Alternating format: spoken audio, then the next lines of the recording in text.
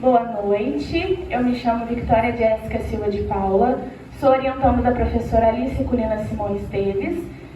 Tenho como tema do meu TCC: nada do que foi será de novo do jeito que já foi um dia, as mídias da escola pós-pandemia.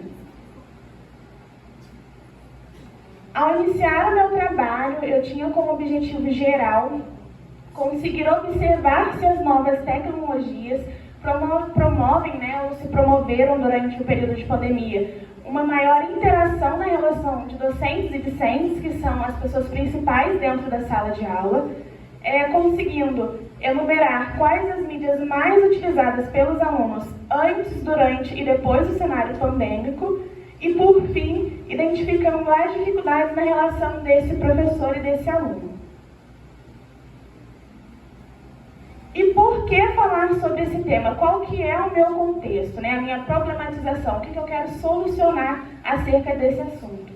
É justamente entender sobre as mídias da escola depois da pandemia. Então, qual impacto a pandemia teve nesse ambiente, como que está a sala de aula atualmente. Ver sobre a falta de interação entre o professor e aluno, que antes do período de distanciamento social já era muito presente. Então, como que está hoje em dia? Essa pandemia, ela impactou positivamente na interação ou negativamente? Como que está hoje em dia? E, por fim, como que o nativo digital, que é o meu aluno, ele reagiu quando esse adulto, essa pessoa adulta, seja o profissional de educação, que pode ser o professor, pode ser o diretor, a coordenação de uma escola, ou de fato mesmo essa presença adulta, que pode ser também a família desse indivíduo, como que esse aluno reagiu quando essa presença entrou em cena? Ele conseguiu lidar com isso? Então é sobre isso que eu quis entender lá no começo do meu trabalho. E por quê, Para conseguir investigar os tipos de mídias que auxiliaram esse processo educativo durante a pandemia, conseguindo levantar os dados sobre o seu impacto no relacionamento entre professores e alunos. Então, é o que eu acabei de falar. Conseguir perceber como que essa tecnologia impactou na vida desse profissional de educação e desse indivíduo que está ali estudando. Como que eu fiz, então, o meu trabalho de conclusão de curso? Eu realizei, primeiramente, a pesquisa bibliográfica, fiz toda uma revisão de literatura para conseguir entender a educação desde os seus princípios e chegar nos dias de hoje, que já tem esse uso da tecnologia mais em foco. E, posteriormente, eu realizei a pesquisa qualitativa quantitativa, que foi uma pesquisa realizada através de questionário aqui no Colégio de Aplicação de Resende, com 5 professores e 5 alunos. Essa pesquisa foi feita, como eu disse, no questionário e na entrevista.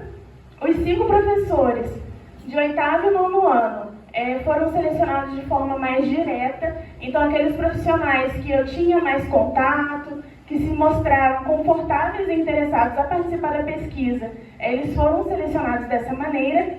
E os alunos de 8º e 9º ano, que têm mais ou menos a faixa etária de 13 a 14 anos, eles foram selecionados através de sorteio. E como que funcionou essa pesquisa com os alunos?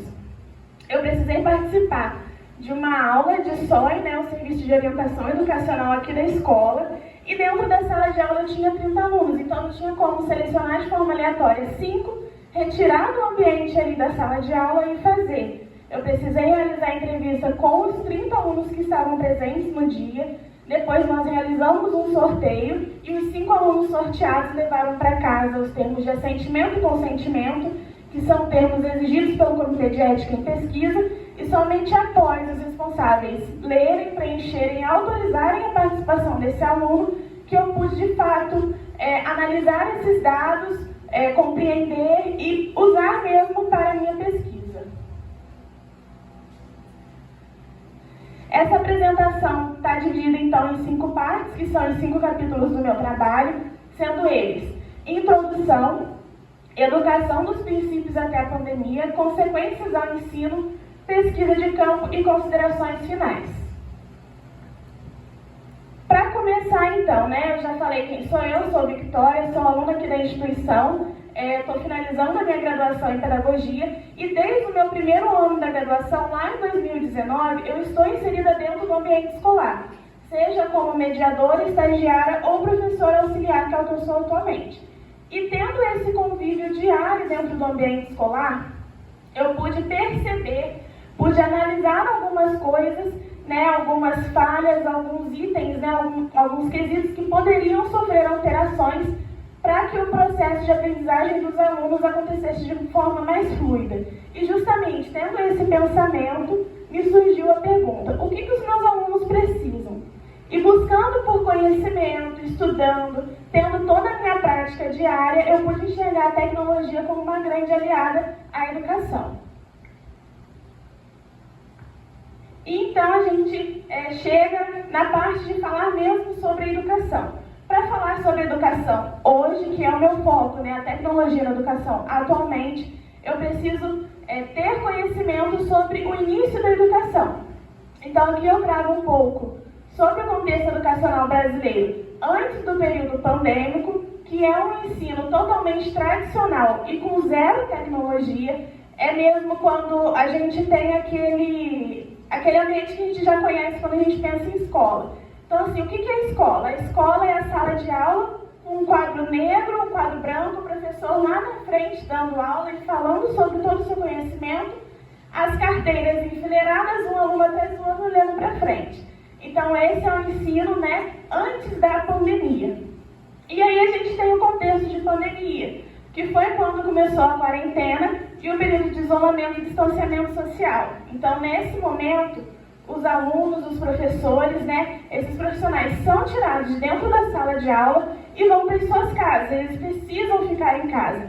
E aí é quando a escola passa a ser a sala de estar desse aluno ou desse profissional, a cozinha, o quarto, passa a ser a casa desse aluno. E para que a nossa educação continuasse acontecendo dentro desse período, o nosso país, né, o nosso governo enxergou a tecnologia como uma possibilidade disso ter continuidade. Então é quando o ensino online entra em cena. E aí a gente tem o uso das redes sociais e dos aplicativos educativos com esse foco mais educacional. Esse ensino online na prática, a gente se pergunta como que foi para esses alunos? Como foi para esses professores? A gente consegue fazer um gancho disso, dessa prática, com esse uso das redes. Esses profissionais, eles foram capacitados para que esse uso ele acontecesse, teve um preparo anteriormente do seu início. A gente consegue puxar também para a LGPD, que é a Lei Geral de Proteção de Dados. Então, esse profissional de educação, ele tem conhecimento que existe toda uma lei, toda uma preparação para que esse contato aconteça de forma virtual. Ele tem esse conhecimento, ele consegue passar para esse aluno, porque nesse momento a gente precisa ter um cuidado virtual, porque o aluno, esse indivíduo, esse adolescente, esse jovem, ele pode pensar que por ele estar virtual e não presencial, a sua ação ali dentro não tem consequência. Ele pode criar um perfil falso e achar que está tudo bem, mas não é bem assim. A gente tem toda a lei, tem toda uma coisa por trás que assegura todas as pessoas dentro do virtual. Então aqui é necessário que esse profissional tenha esse conhecimento e saiba passar aos alunos. Ainda na educação, dos princípios até a pandemia, a gente chega no momento que as escolas, né, os municípios são classificados por bandeiras de classificação de risco. Então o ensino ele já começa a ser híbrido. O que isso quer dizer? Quer dizer que a escola que está o município que está com bandeira vermelha, o ensino precisa ser totalmente online. Ninguém pode estar na escola. Mas o município que tem, por exemplo, a bandeira laranja, 50% dos alunos podem estar presencialmente e 50% precisam estar online. E aí acontecem os redívios, né, semanalmente. Aqui eu trago uma frase de Durkheim para nos fazer refletir sobre esse novo normal. Essa frase diz assim: o pedagogo não tem que construir de alto a baixo um sistema de ensino. Ele deve, ao contrário, empenhar-se, sobretudo, em conhecer e compreender o sistema de sua época. O que eu quero dizer com isso? Eu quero dizer que esse profissional de educação, que eu estou falando tanto desde o início da minha apresentação, ele precisa estar preparado.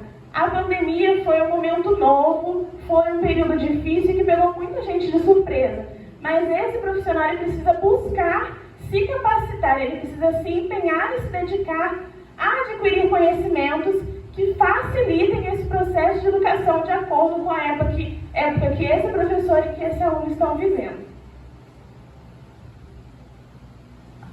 E aí, para a gente entender como que está hoje em dia, o que esse período gerou, a gente tem a parte de consequências ao ensino. A rotina em sala de aula, esse retorno foi fácil? Nesse momento, a gente tem um atrito entre duas coisas, o online e o presencial, que é o novo, o online, né? E o antigo, que é o habitual, que é esse aluno estar dentro de sala de aula. E nesse momento, onde eles entram em atrito, o aluno apresenta resistência. E por que essa resistência? Porque o aluno estava habituado a estar em sala de aula.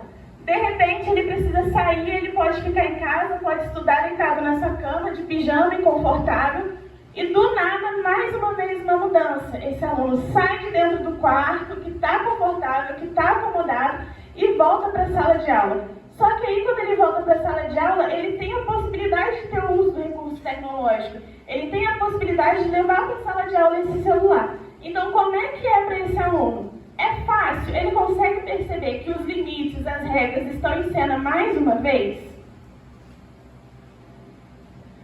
Para saber mais a fundo como que está sendo no nosso município, como foi, né, no início desse retorno presencial mais uma vez, como eu disse, eu fiz uma pesquisa de campo no Colégio de Aplicação de Resende, através de questionário, 5 alunos e 5 professores de 8º e 9º ano, e aqui é importante ressaltar que a pesquisa só foi realizada após a submissão do projeto e a autorização do Comitê de Ética em Pesquisa. Dentro dos questionários, eu montei 10 perguntas, tanto para professores quanto para alunos, mas na escrita do meu trabalho e aqui no slide, nem todas foram faladas, né, foram abordadas e discutidas, não porque elas não foram importantes, muito pelo contrário, todas foram pensadas com carinho e com cuidado, né, para que fossem mesmo colaborativas com a minha escrita, mas algumas se sobressaíram e se mostraram mais coerentes e relevantes com o que eu estava escrevendo. Para os alunos, relate seu sentimento durante a pandemia com a obrigatoriedade do uso de recursos tecnológicos, pergunta aberta para saber como que esse aluno se sentiu quando o recurso tecnológico foi usado de forma obrigatória. Pergunta número 8. Relate seu conhecimento atual com o conhecimento adquirido para o uso de tecnologias. Ele saiu do obrigatório e ele tem aprendizados. O que ele aprendeu? Aqui é para esse aluno me mostrar isso. Pergunta número 7 para os professores. Você acha que as mídias favoreceram as relações entre alunos e professores? É a pergunta que responde o meu objetivo geral, então é uma pergunta aberta também para esse professor me falar se a tecnologia foi interessante ou não para a interação. Pergunta número 10. Relate seu sentimento atual com o conhecimento adquirido para o uso de tecnologias. E esse professor, esse profissional de educação, depois da pandemia, ele chega na sala de aula e continua utilizando somente o livro físico e o caderno? Ou então, ainda que ele não consiga utilizar um aplicativo para dar sua aula, ele já consegue pelo menos utilizar o slide, consegue passar um trabalho que seja uma pesquisa ou elaboração de um vídeo. Como que é para esse profissional hoje em dia? O que essa pesquisa me revela, então? O que eu entendi com os dados que eu colhi? Eu entendi que nem os profissionais de educação estão capacitados e preparados e nem os alunos estão maduros o suficiente para utilizar essa tecnologia de forma cotidiana. Entretanto, se tiver sim o preparo por parte do profissional de educação, se ele se capacitar, essa tecnologia pode ser sim muito favorável para o processo de aprendizagem dos alunos. O que eu trago então para vocês como considerações finais após tudo que eu colhi, tudo que eu escrevi no meu trabalho de conclusão? Nenhuma reforma ortográfica foi capaz de revolucionar tanto a educação quanto o período pandêmico. Por que eu digo isso? Porque ainda que esse período tenha sido muito difícil, foi um momento que a necessidade se tornou uma realidade. A falta de algum recurso que pudesse trazer a continuidade da educação durante o distanciamento social trouxe a tecnologia como uma realidade. A tecnologia foi uma necessidade naquele período e hoje ela é real. Hoje vossas vidas. O professor, nesse momento, ele é menos importante? Não, muito pelo contrário. Ele se faz ainda mais importante, porque hoje ele não é somente um professor. Ele é também um mediador dentro do processo de aprendizagem desse aluno. E, por fim, duas coisas que se mostraram fundamentais para esse ensino, para essa aprendizagem, foram a conversa e o acolhimento. Quando eu digo conversa, eu não falo sobre somente o professor chegar em sala de aula e fazer ali uma roda de conversa com os alunos. Não, não é só sobre isso. É esse profissional entender que quando o aluno chega em sala, ele não é uma folha em branco e que vai ser moldado da forma que aquele professor queira. Esse aluno, ele pode sim ser uma folha, mas não é em branco, é uma folha com muitas linhas escritas e reescritas. Então ele chega dentro da sala de aula com muito conteúdo para oferecer. E esse profissional, ele precisa estar atento nas suas ações e reconhecer que a escuta também é muito importante. E é essa escuta, esse acolhimento do que o meu aluno traz para mim dentro de sala, que faz com que os vínculos e os laços sejam criados, e aí a gente tem um processo de aprendizagem muito mais tranquilo e leve para a vida desse indivíduo. Eu tenho aqui algumas das principais referências da minha escrita. Tenho Jaqueline Medeiros, Camila Santana e Durkheim. Eu finalizo essa apresentação deixando meu WhatsApp comercial e o meu e-mail institucional, caso seja necessário o contato, para maiores informações. E, por fim, muito obrigada a presença de todos.